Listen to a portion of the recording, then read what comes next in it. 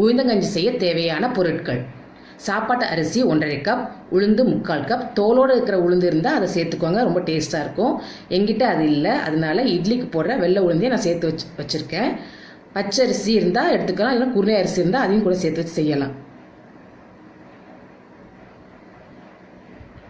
ஒரு இஞ்சி துண்டு இடித்தது, ஜீரகம் 1 டேபிள் ஸ்பூன், வெந்தயம் 1½ டேபிள் ஸ்பூன், ஒரு முழு பூண்டு உரித்து வச்சுக்கோங்க, வெறும் தேங்காயை அரைச்சி வச்சுக்கோங்க, தேவையான அளவு உப்பு. ஒரு பாத்திரத்தில் தண்ணி கொதிக்க வச்சுக்கோங்க. கொதிச்சதும் தேவையான அளவு தண்ணி வச்சுட்டு மீதி தண்ணியை எடுத்து ஒரு பாத்திரத்தில் வச்சுக்கோங்க. கஞ்சி திக்காக இருந்தால் இந்த சுடு தண்ணியை தான் சேர்த்துக்கணும், பச்சை தண்ணி சேர்க்கக்கூடாது.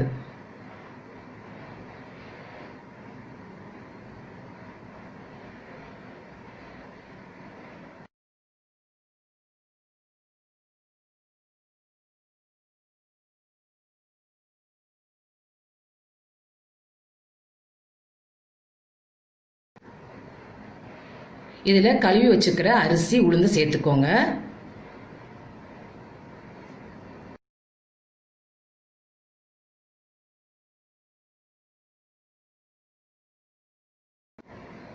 அதோட பூண்டு, வெந்தயம், சீரகம், இஞ்சி போட்டு நல்ல கொலைய வேக வச்சுக்கணும். குக்கரில் வைக்காதீங்க, வச்சா கஞ்சி சீக்கிரம் ஆகிடும், ஆனால் டேஸ்ட் கம்மியாக தான் இருக்கும். பாத்திரத்தில் வச்சு பண்ணால் டைம் எக்ஸ்ட்ரா ஒரு 10-15 நிமிஷம் ஆகும், ஆனால் டேஸ்ட்டு நல்லா இருக்கும். மீடியம் ஃப்ளேமில் வச்சு வேக விடுங்க.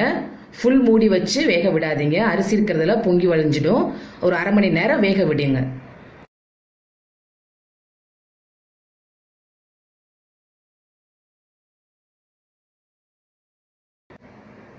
நல்லா கொதிச்சிட்டு இருக்கு. ஸ்டவ்வை இப்போ சிம்மில் வச்சுக்கோங்க.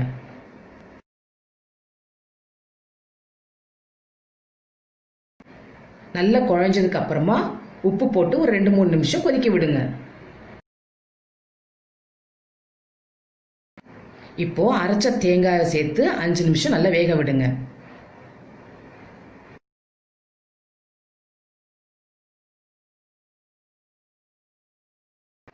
இப்போ கஞ்சி நல்ல பதமாக வந்திருக்கு. இந்த ஸ்டேஜில் கஞ்சி ரொம்ப திக்காக இருந்தால் எடுத்து வச்சிருக்கிற சுடு தண்ணியை அளவாக பார்த்து ஊற்றிக்கோங்க. இந்த பதத்துக்கு இருக்கணும். இப்போ ஸ்டவ்வை ஆஃப் பண்ணிடுங்க.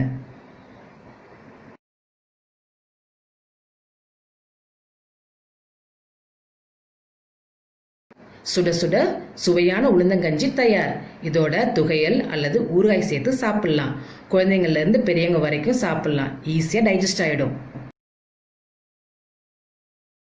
இந்த சூடான சுவையான உளுந்தங்கஞ்சியை உங்கள் வீட்டில் செஞ்சு பார்த்துட்டு டேஸ்ட் எப்படி இருக்குன்னு கமெண்ட் செக்ஷனில் சொல்லுங்கள். இந்த வீடியோவை லைக் பண்ணுங்கள், ஷேர் பண்ணுங்கள், மறக்காமல் எங்கள் சேனலுக்கு சப்ஸ்கிரைப் பண்ணுங்கள்.